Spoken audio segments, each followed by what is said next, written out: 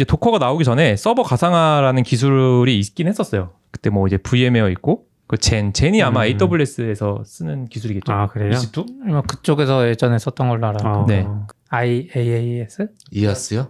이아스 할 때 저걸 많이 썼던 거 아닌가요? 리눅스에서 뭔가 이런 걸 썼었고 뭐 KVM 저는 KVM 한번 시도해봤다가 너무 어렵더라고요. 그러니까 뭐 설치부터 굉장히 복잡하고 그리고 요 밑에 거는 사실 도커가 나오기 전에 있는지도 몰랐어요. 그러니까 요거는 젠하고 KVM은 그냥 리눅스를 쓰는데 가상화를 쓰려면 이런 기술이 있구나라는 건 알았는데 이제 도커 나오고 도커 공부하면서 본 게 솔라리스도 뭐 존이라는 게 있고 프리비에스도 제일이라는 게 있고 리눅스도 뭐 LXC라는 게 있어서 뭔가 컨테이너 기술이 있다 정도까지만 했었고 이걸 사실 알아도 쓸 수가 없죠.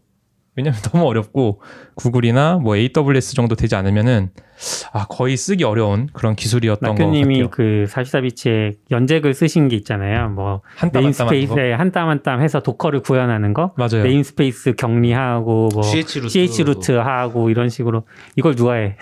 생각이 들죠. 하다 보면 하나하나도 힘든데. 네. 그래서 그런 생각이 들 때 진짜 도커가 엄청난 일을 했죠. 요 컨테이너 기반의 오픈소스 가상화 플랫폼. 이거 약간 헷갈릴 수 있어서 그러니까 도커가 이제 제품 이름이기도 하지만 이게 결국 회사 이름이잖아요. 네, 회사 이름이랑 지금 같은 상황이라서 조금 더 자세하게 표현하면 도커 엔진을 만든 거죠. 그래서 도커 엔진을 만들어서 가상화 시대에 엄청난 그 폭풍을 가지고 왔죠. 엄청나게 인기가 많아졌고 그리고 또 도커에서 만든 게 도커 허브. 이것도 머리가 진짜 좋았던 것 같아요. 버추얼박스나 이런 것도 이미지를 쉽게 다운로드 받기가 되게 어렵잖아요. 공유하기도 어렵고. 근데 이 가상화에서 용량이 보통 한 1기가 정도 되겠죠? 네. 1기가 이상 되는 애들의 이미지를 이 허브에다가 넣을 수 있고 푸시할 수 있고 이걸 또 받아서 풀할 수 있는 요거를 했다라는 게 또 도커의 성공 요소 중 하나였던 것 같고 그리고 또 만든 게 이제 도커 데스크탑. 이제 도커 데스크탑은 그전에는 이제 뭐 아마 버추얼박스 뭐 이런 걸로 만들었던 게 도커 머신이 있었죠. 그렇죠? 네. 네, 도커 머신이라는 게 있었는데 이것보다 훨씬 사용하기 쉽게 도커 데스크탑이라는 걸 또 만들어서 지금 논란에 지금 있고 또 만든 게 도커 수험. 전 도커 수험이 좀 많이 아쉬운 것 같아요. 그러니까 이게 기술적으로 되게 좋거든요. 그리고 속도도 되게 빠르고 확장성도 좋은 걸로 알고 있어요. 전 CTO 분이신 솔로몬 하익스가 팟캐스트 한 걸 들었는데 아직도 그 말씀을 하시더라고요. 그러니까 도커 수험 진짜 좋은 기술이고 속도도 어디 가서 뒤지지 않고 확장성도 좋은데 약간 좀 이제 마케팅이나 이런 협력에 조금 쿠버네티스에 밀린 것 같다는 식으로 말씀을 하시더라고요.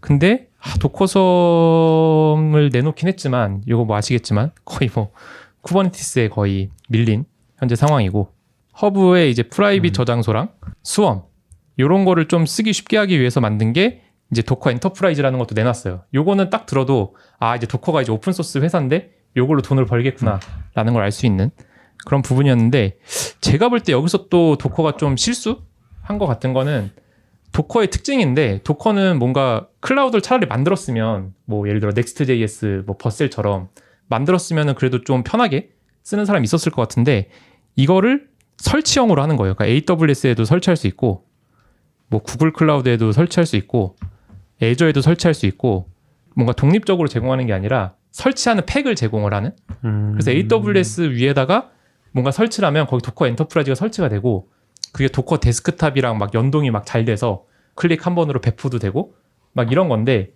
사실 그게 되게 어려운 것 같거든요. 그러니까 AWS 자체도 알아야 되고 그 위에 올라갔을 때 무슨 문제가 있는지도 다 이해를 해야지만 이걸 굴릴 수가 있는 그런 부분이 있어서 이것도 뭐 얼마나 많이 퍼졌는지 모르겠지만 그렇게 인기는 많지 않았던 것 같습니다.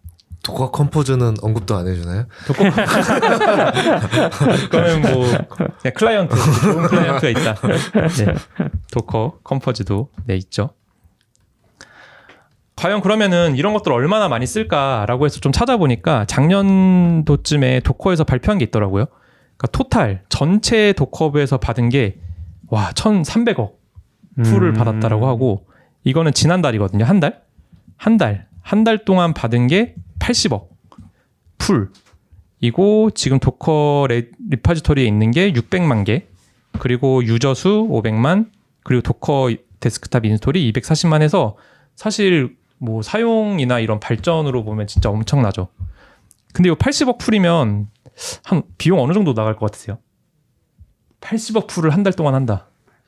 근데 그 용량이 상관이 있는 거잖아요. 트래픽 사실은. 그쵸. CDN 비용이면 아마 몇백억 나갔을 것 같은데. 그래서 제가 계산을 해봤어요. 계산해봤는데 이제 80억이고 뭐 용량이 다 다르긴 하겠지만 1기가라고 하면은 10, 100, 1000만, 10, 100만, 1000만, 1억 한 80억 기가바이트 되겠죠. 네. 그리고 800만 테라바이트 되고 8000 페타바이트에 8엑사바이트. 저 엑사바이트 처음 들어봤는데 네, 8엑사바이트 정도가 되고 뭐 클라우드 프론트 프라이스에서 제일 높은 게 지금 5페타바이트 초과하면 0.02달러 정도 나온다라고 했을 때 대략 한 1.6억에 나오고 한화로 치면 한 2천억. 그럼 제가 대충 맞힌 것 같아요. 아, 그래요? 왜냐면 저건 리스트 프라이스니까. 그쵸. 리스트 프라이스고 아마 따로 계약을 하고 훨씬 더 저렴하게 계약을 했겠지만 저 정도 용량이면 어마어마하게 할인해 줄 것 같은데. 한 20억 될 것 같은데요? 네? 20. 예. 그렇게나 100억 비트로 내려올 것 같은데 저 정도면. 그런가요?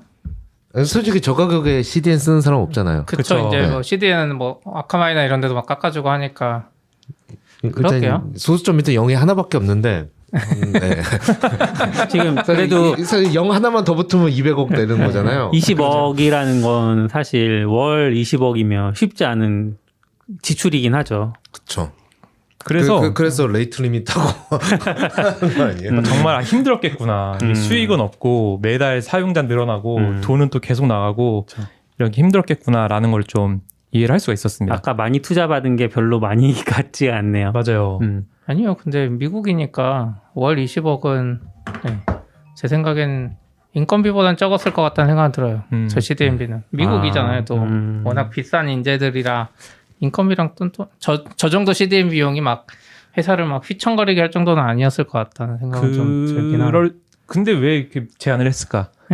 그러니까 그거라도 줄여야. 맞아요. 그거라도 찌르는 거죠. 그것도 그리고 스토리지도 줄였잖아요. 뭐 6개월 이상 업데이트 안 한 이미지 다 지워버리겠다. 맞아요. 그래서 지금 말씀드린 게 이 도커 엔진, 그리고 이미지 저장소, 오케스트레이션, 데스크탑, 클라우드. 그러면은 도커가 이거 말고 없죠? 아까 컴포즈? 네, 컴포즈까지. 네. 그게 분명 이거 많이 쓰긴 하는데 그럼 이걸 가지고 돈을 벌어야 되거든요. 도커 입장에서는. 그러니까 뭐 엔진으로 돈을 벌던, 허브로 벌던, 뭐 스웜으로 벌던, 뭐 데스크탑으로 벌건, 클라우드로 벌어야 되는데 그래서 찾아보니까 다 하나씩 시도를 했더라고요.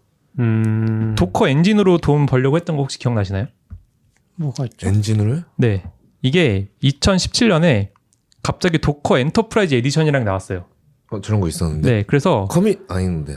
도커를 원래 쓰고 있었는데 이게 이름이 바뀌었어요. 도커 C 커뮤니티 에디션이라고 이제 패키지명이 바뀌고 여기서 쭉 나와서 도커 E 맞아요. 한 번도 써본 적은 없지만 도커 E라는 게 나와가지고 이것도 약간 좀 특이한 게 이 도커 E라는 걸 나오면서 또 세 가지 요금제를 또 이렇게 내놨어요. 베이직, 스탠다드, 어드밴스드 해가지고 과연 무슨 차이가 있나 싶긴 하지만 네 어쨌든 이런 세 가지를 내놨었고 그러니까 이런 형태로 이제 그때 설명을 했던 것 같아요. 그러니까 도커 커뮤니티 에디션은 이런 주기로 이제 내놓는데 유지 보수 기간이 짧은 거죠. 그러니까 무조건 새 버전으로 가야 되는 거고 이제 도커 2는 최소 이제 1년 동안 서포트를 하면서 이렇게 길게 가져갈 거다라고 했는데 이게 돈이 과연 될까? 누가 도커 2를 쓰지? 라는 생각을 했는데 아니었어요. 이게 되게 좋더라고요. 여기 댓글이 있는데 누가 이제 써놓은 거예요. 이게 도커 2가 나오고 나서 내가 그 레드햇 엔터프라이즈 리눅스를 쓰는데 거기에 도커 C 패키지가 없다. 어떻게 된 거야? 이렇게 하고 질문 올렸더니 답변이 레드햇 엔터프라이즈 리눅스는 커머셜 리눅스 맞죠? 네, 유료니까 도커 엔터프라이즈 에디션만 있다. 그리고 동일하게 수세 리눅스 엔터프라이즈 서비스도 엔터프라이즈 2만 있다. 그리고 도커 C를 쓰고 싶으면 페도라나 센트OS를 써라. 라고 이제 댓글을 이렇게 북붙여서 다 달아놨더라고요. 질문한 사람들이 되게 많았는데 이 내용이 다 똑같아요. 저게 라이센스로 뭘 막아놨나 보네요. 상용 소프트웨어는 C를 못 쓰게. 그렇죠. 그래서 저는 머리가 너무 좋잖아요. 지금 이 RHEA를 쓰는 그 기기에다가 도커 2만 설치한다고 하고 생각을 하면 그리고 또 그거 쓰는 사용자들은 그래도 조금 이렇게 돈을 지불할 의사가 있는 사람들이 보통 요 엔터프라이즈 리눅스를 쓰니까 그러면 그런 사람들한테 도커 2를 한 대씩만 팔면 대박이다. 라고 아마 내부에 생각한 것 같아요. 그래서 어떻게 됐는지 아세요? 그래서 바로 올라오죠.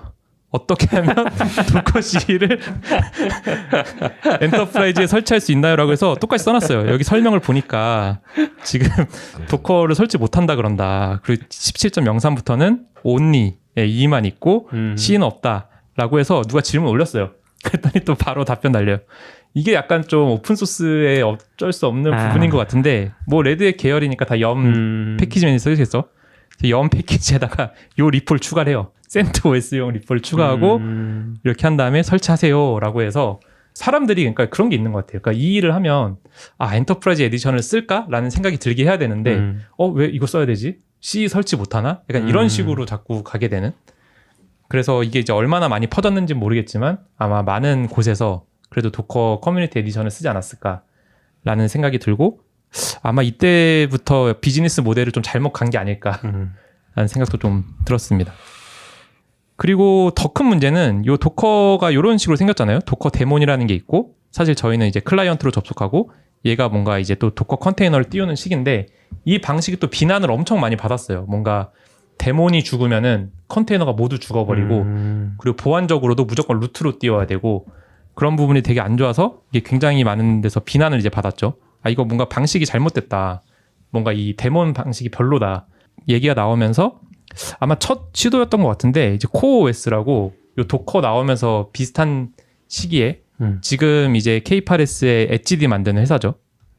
네, 엣지디 만드는 이제 회사인데 요 CoreOS에서 RKT라고 그런 데몬이 없는 방식으로 뭔가 컨테이너를 실행할 수 있는 그런 걸 이제 내놨고 요 CoreOS가 레드에서 이제 인수가 됐잖아요. 인수가 되고 또 이제 판맨이라는 거에 아마 참여를 했을 거예요.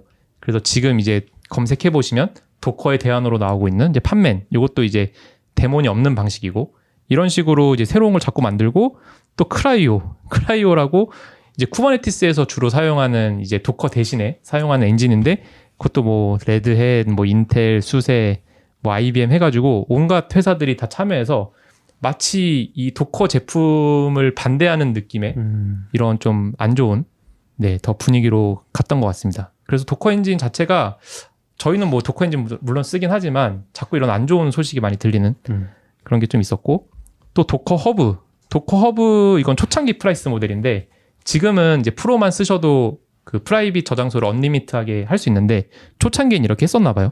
그래서 한 대는 이제 무료인데 5대는 $7, 10대는 $12.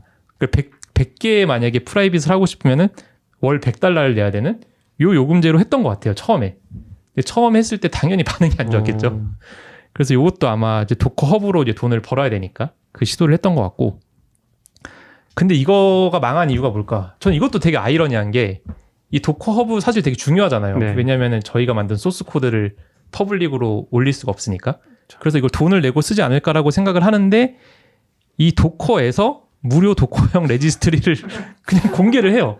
이게 약간 이거를 제가 볼 때 그 회사에서는 라이센스를 좀 따로 가져가서 그 일반인들은 공짜로 쓰고 회사에서는 뭔가 돈을 지불하는 라이센스였으면 어땠을까라는 생각도 잠깐 들었는데 요 도커 레지스트리라는 거를 도커가 만들고 다운로드 수가 10억이에요. 10억. 그러니까 엄청나게 많이 다운받아서 쓴다라는 거고 이 도커에 또 제가 볼 때 문제라고 생각되는 게 도커가 너무 잘 만들었어. 그러니까 이 도커 레지스트리 설치하는 게 어려우면 뭐 돈을 내고라도 아마 쓸 수 있을 것 같은데 요 명령어 한 줄이면은 도커 레지스트리가 그냥 뜨는 거죠. 저때 저희도 이제 그런 프라이빗 저장소를 도커 허브에 올릴 수 없으니까 저희 자체적으로 저 레지스트리 서버 올려서 관리하고 했는데 뭐 도커의 편의성을 저 레지스트리에도 그대로 다 구현을 해놨으니까 거의 뭐 어려움 없이 구축해서 계속 썼었죠. 그래서 잠깐 그 생각했어요. 좀 개발자들 살짝 불편하게 만들어야 되나? 그래야 약간 너무 편하니까 사실 이거는 거의 이거 한 줄이면은 그냥 도커 허브 무료를 쓸 수 있게 돼버리니까. 그쵸. 네, 그래서 이 비즈니스 모델을 스스로 이렇게 없앤 게 아닌가라는 생각도 좀 들고. 팀킬. 또 그리고 요새는 뭐 워낙 좋죠. 아마존 ECR. 아마 아마존 쓰시는 분들은 거의 ECR 쓸 것 같고, 네. 뭐 저는 구글이랑 예전은 잘 안 쓰긴 하지만 구글도 이렇게 다 있고, 애저도 다 이렇게 있고, 그리고 ECR이 단순 저장소만 있는 게 아니라 여기서 뭐 스캐닝 이런 기능 있지 않나요? 맞아요. 그 시큐리티 있어요. 스캔해주는 기능 있고. 아까 그 프로페셔널 플랜에 있던 거. 프로페셔널에 있는 게 여기에 있고, 또 여기 당연히 IAM으로 뭐 권한 관리 훨씬 잘 되고, 그리고 AWS 내부에서는 그 인바운드 트래픽 이런 거 다 프리로 아마 될 거잖아요. 맞아요. 그러니까 뭔가 도커 허브를 쓸 이유가 너무 없는 거예요. 그러니까 도커 허브에서 제공하는 되게 좋은 기능이라고 하는 것들이 이런 데서는 다 이제 무료로 제공을 하다 보니까 그런 부분도 너무 도커 허브를 힘들게 하는 게 아닌가. 그리고 저 꼭 도커 허브 아니더라도 패키지 매니저들은 다 비슷한 저런 게 있잖아요. 레지스트리가. 근데 회사가 되면 그 밖에 있는 걸 쓰기가 좀 그러니까 그렇죠. 돈 문제가 아니라 뭐 속도 문제도 있고 여러 가지 문제로 안에 계속 두고 싶어 하게 되는 것 같아요. 맞아. 결국 그 이 클러스터 뭐 안에다 다 포함하고 싶은. 네. 그래서 저는 사실 도커가 레지스트리 안 만들어졌어도 누군가 만들어서 이미 10억 개 다운로드를 했을 거라고 생각하긴 합니다. 그 하버도 하버도 있는 것 같고 네. 뭐 그런 이유가 아마 금방 또 누가 만들었겠죠 아마. 또 여기서 하나 또 이해할 수 없는 게 하나 나왔었죠 중간에. 갑자기 도커 허브 다운로드 레이트 리밋을 걸어요. 이거 되게 약간 좀 쇼킹하긴 했거든요. 네. 좀 완전 처음 보는 방식이에요. 이거 뭐지 했는데 이거 너무 어려워. 이거 해석이 되게 분분했어요. 이게 대체 뭐라고 써 있는 거냐 라고 해서 그때 제가 한번 정리를 했던 게 익명 유저 도커 로그인을 안 하면 IP 기반으로 6시간 동안 100번 리퀘스트 제한한다. 그리고 로그인 유저 하면은 계정 기반으로 6시간 동안 200번. 그리고 지불 계정 유저. 그러니까 도커 로그인 한 사람 중에 뭐 프로나 팀을 쓴다? 그럼 제한 없음인데 제가 최근에 다시 찾아보니까 제한이 또 생겼어요. 하루에 5,000번? 그러니까 이런 제한이 그러니까 이게 처음부터 있었으면 좀 이해했을 것 같거든요. 왜냐면은 워낙 용량이 막 1기가가 넘는 이미지를 주고받고 하는 거니까 사실 저희도 그때 그런 얘기 많이 했잖아요. 너무 해자 서비스 아니냐. 도커 허브 대체 어디서 뭘로 돈 버는 거냐. 이런 얘기 할 정도로. 낙교님이 강의하고 다닐 때마다 도커가 도커 허브라는 걸 좋은 걸 만들었다. 칭찬 엄청 하셨던 거 기억나요. 그러니까 굉장히 좋은데 이게 그러니까 약간 뭐라지? 줬다 뺏는 거? 그런 느낌이 있으니까 이게 분명히 되게 나쁘지 않거든요. 처음부터 이렇게 했었으면 사람들이 그래 그러면은 뭔가 프록시를 구축하던 어떻게 하든 좀 아껴 쓰자 이렇게 생각을 했을 텐데 기존 뭐 한 5, 6년 동안 계속해서 무료로 제공하다가 갑자기 이런 거 제공하고 실제로 이게 바로 아마 문제가 생겼을 거예요. 막 CI 빌드 서버에서 갑자기 뭐가 빌드하는데 에러 나고 그런 식으로 문제가 발생하면서 그러니까 이때 원래 그렇게 돼야 되는 거죠. 제한이 있으니까 돈을 내고 써야지 이렇게 돼야 되는데 그렇죠. 사람들이 뭐야 도커 허브 말고 딴 거 써야지 이렇게 돼버리는. 그러니까 약간 도커 허브도 아마 그 생각했을 거야. 도커도 이렇게 하면 사람들이 좀 늘지 않을까? 그리고 우리 편이 있지 않을까라고 생각하지 않았을까 싶은데 왜인지 모르겠지만 이미 너무 공공재스러운 느낌이 돼버려서 다 뭐 ECR 같은 데로 넘어가 버리는 그런 현상이 좀 벌어졌습니다. 그리고 더 문제가 이제 GitHub도 역시 GitHub이 제가 볼 때 MS의 인수가 잘 된 것 같아. MS의 인수가 되고 그 어떤 문화는 유지를 하면서 빵빵한 지원이 되면서 GitHub 컨테이너 레지스트리를 그냥 내놨어요. 사실상 그 도커허브랑 거의 동일하고 도커허브 다운로드 레이트 리밋도 없고 그러니까 훨씬 좋은 거죠. GitHub이 또 GitHub 액션도 워낙 좋잖아요. 엔터프라이즈 에디션에서 제공하는 기능 중에서 CI 기능도 제공을 하거든요. 근데 뭐 GitHub은 뭐 액션도 워낙 좋고 소스랑도 엮여 있고 거기에 뭐 레지스트리도 뭐 공짜로 제공하고 이러니까 도커의 그 길이 더 좁아지는 게 아닌가라는 그런 생각이 많이 들었습니다. 그러면 이제 도커도 잘 안 되고 도커 허브도 안 되고 그러면 제가 도커 있으면은 생각할 게 그래 좀 엔터프라이즈를 제대로 가자 3.0 언제 3.0이 됐는지 모르겠는데 3.0을 하고 제가 볼 때 요거가 2.0이 뭔지 모르겠는데 여기서 이제 노리는 건 그거였어요. 빠르게 애플리케이션의 뭔가 혁신을 뭔가 이렇게 속도감 있게 밀어낼 수 있는 그런 걸로 3.0을 냈는데 기능 다 모르시죠? 네. 기능 모를 수밖에 없는 게 정말 충격적인 기능들이 있거든요. 여기서 제공하는 기능이 애플리케이션 디자이너라는 걸 제공합니다. 이게 뭐냐면은 플라스크랑 엔진엑스랑 MySQL 많이 쓰잖아요. 이 템플릿을 제공을 해서 클릭 한 번에 이걸 만들어줘요. 그 도커 이미지, 뭐 도커 파일 이런 템플릿을. 그리고 뭐 고랑 엔진엑스랑 MySQL 많이 쓰잖아요. 그럼 이 템플릿을 클릭을 하면은 이걸로 개발 환경을 만들어줘요. 근데 이게 정말 그 개발자들이 사실 GUI 환경도 잘 안 쓰고 그리고 이거에 딱 맞게 쓰는 사람들이 거의 없잖아요. 다 커스터마이징해서 쓰지. 이거를 뭔가 개발을 더 빠르게 도움이 된다라는 걸로 이 애플리케이션 디자이너라는 거를 뭔가 엔터프라이즈 기능으로 내놨다는 것 자체가 대상이랑 기능의 갭이 너무 큰 것 같아요. 맞아요. 기능은 완전 초심자용 기능인데 대상은 엔터프라이즈니까. 맞아요. 저 화면을 본 적이 없는데. 그렇죠. 왜냐면 엔터프라이즈용 엔터프라이즈 사용자만 쓸 수 있는 기능이니까요. 돈을 내면 쓰실 수가 있어요. 편해 보이죠.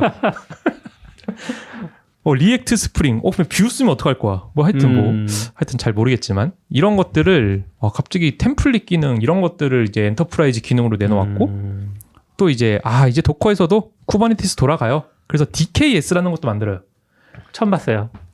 그렇죠. 처음 DKS라고 들어요. 도커랑 쿠버네티스가 합쳐진 걸 만들어요. 이게 얼마나 제가 볼 때 또 잘못 만든 것 같냐면 여기서 이제 말하는 장점이 있어요. DKS가 왜 좋냐라고 했을 때 클러스터 업그레이드가 투명하다. 클러스터 업그레이드 되게 어렵잖아요. 네. EKS 업그레이드 해보셨어요? 네. 할 때마다 너무 힘들거든요. 제가 안 했지만. 네. 그럼 이 DKS는 어떻게 이렇게 편하게 해주지 했더니 우리는 블루 그린 방식을 쓴다. 그래서 처음에 블루로 떠 있으면은 그린의 새 버전을 올리고 이걸로 전환을 한다라는 건데 이게 되게 이상적인 걸 아마 그 서비스 운영해 보신 분은 알 거예요. 이게 제일 좋잖아요.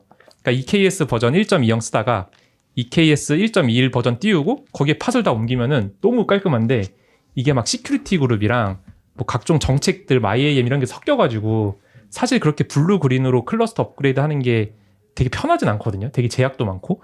근데 이렇게 돼버리면은 결국 그런 걸 다 못 쓰게 되는 거죠. 근데 이런 걸 이제 장점으로 내세운 거랑 또 도커 클러스터를 뭐 AWS나 애저나 뭐 도커 엔터프라이즈 디플로이에다가 뭘 할 수 있다라고 하는 게 그러니까 엔터프라이즈에서 되게 원하는 기능이긴 하지만 실제로 하기 어려운 것들을 오히려 더 레이어 하나 더 깔아버려서 어렵게 돼버린 것 같아요. 그러니까 AWS 자체도 어려운데 AWS에 요 DKS라는 거 깔고 그러면 그러니까 AWS가 밑에 있고 여기에 쿠버네티스가 있고 여기에 또 DKS가 있는 형식인 거예요. 근데 이렇게 돼버리면 진짜 엔터프라이즈에서는 더 어렵고 아마 잘 돌아가는 것도 쉽지 않을 것 같은 그런 부분이 있어서 이 부분이 그러니까 모르는 이유가 있는 것 같아요. 되게 어려운 기술을 시도를 했던 것 같습니다. 이제 뭐 도커 썸은 다 죽고 쿠버네티스가 워낙 인기가 많아졌고 뭐 쿠버네티스 인기를 보면은 이제 클라우드 네이티브라 그래서 이것도 너무 안타까운 건데 그러니까 도커에서 엔터프라이즈에서 뭐 여러 가지 좋은 기능들을 제공을 하는 거를 이 클라우드 네이티브라는 거에서는 이렇게 수많은 오픈 소스로 다 그렇게 제공을 해요.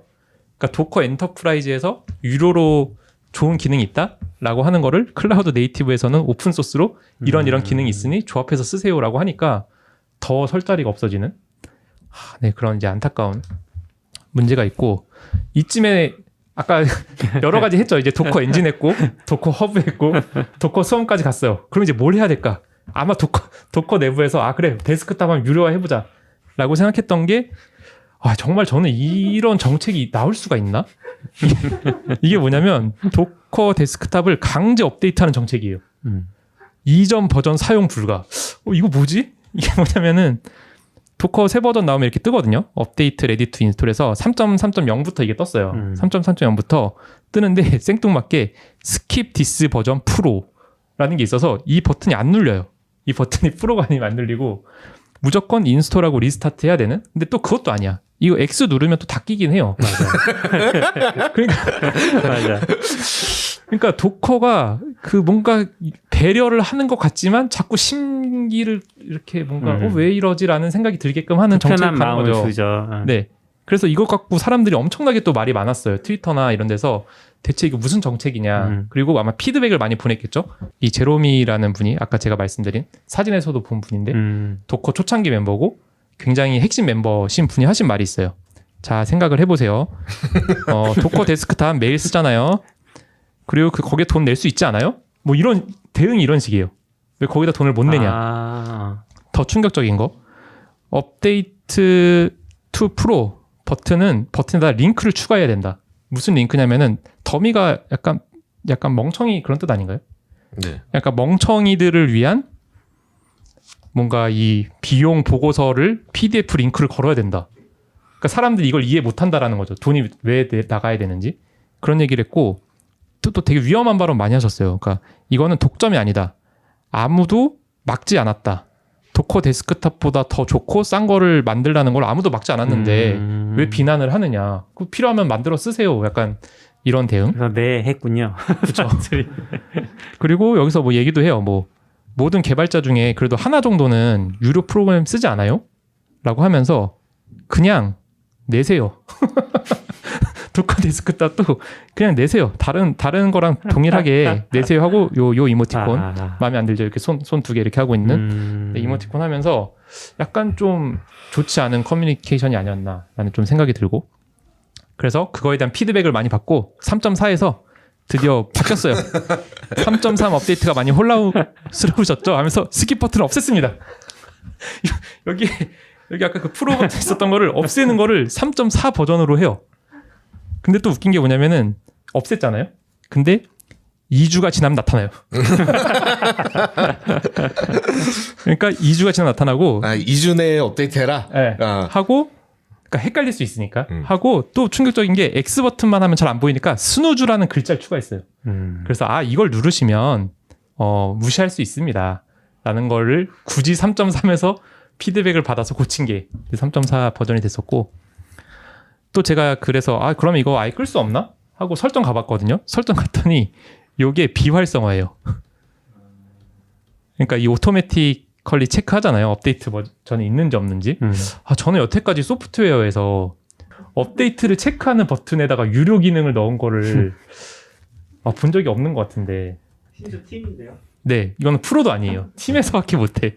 프로 사용자도 뭐 할 수 있긴 하겠지만 어쨌든 이런 것도 너무 좀 아쉬운 결정이었던 것 같고 그리고 뭐 지난 방송에도 얘기하셨지만 그 비용 정책 플랜을 너무 잘 못한다고 생각했던 게 이게 완전 초창기거든요. 초창기 2017년 그 엔터프라이즈 에디션에 대한 플랜인데 노드당 $750예요. 그러니까 진짜 그땐 약간 돈을 벌려고 했었나 봐요. 그러니까 아까 얘기했던 레드햇 엔터프라이즈 리눅스는 무조건 설치하게 하고 거기에다가 노드당 뭐 750연 받으면은 그래도 꽤 많이 받을 수 있지 않을까라는 계산을 했던 것 같고 그 전에 원래 비즈니스 데이밖에 없었거든요. 그러니까 뭐 10시부터 7시에서만 응답하는 게 $750였는데 우리 24시간 지원해 줄 테니까 요 플랜 써라고 하는 것도 또 추가를 합니다. 그래서 $1,500. 서포트 플랜이네요. 네, 서포트 플랜이 또 추가가 됐고 근데 이게 없어지고 그냥 심플하게 또 이렇게 바뀌었어요. 갑자기 어느 순간. 그래서 이제 인디비주얼 개인한테는 $5 그리고 팀은 $7. 이때는 이제 비즈니스라는 게 없었고 그러다가 갑자기 라주라는 게 은근슬쩍 들어와요. 은근슬쩍 들어오고 500명 이상인 경우에 $84. 이것도 가격도 되게 비싸. 근데 이게 아마 내부에서 좀 간을 보는 것 같아요. 이렇게 $84로 이렇게 해놓고 반응이 안 좋아지니까 어떻게 했는지 아세요? 반응이 안 좋아지니까 금액 부분이 없어졌어. $84 부분이 없애고 컨택트 세일로 바뀝니다. 네, 일단 컨택트 세일로 바뀌고 요 라지라는 게 최종적으로 현재 이제 비즈니스가 되고 가격도 이제 $21로 되고 뭐 여러 가지 기능들이 있다라는 걸로 해서 이렇게 정책을 했었는데 내부적으로도 뭔가 되게 혼란을 많이 겪는 것 같고 정하는 거에 좀 쉽지 않은 그런 게 아니었나라는 생각이 듭니다.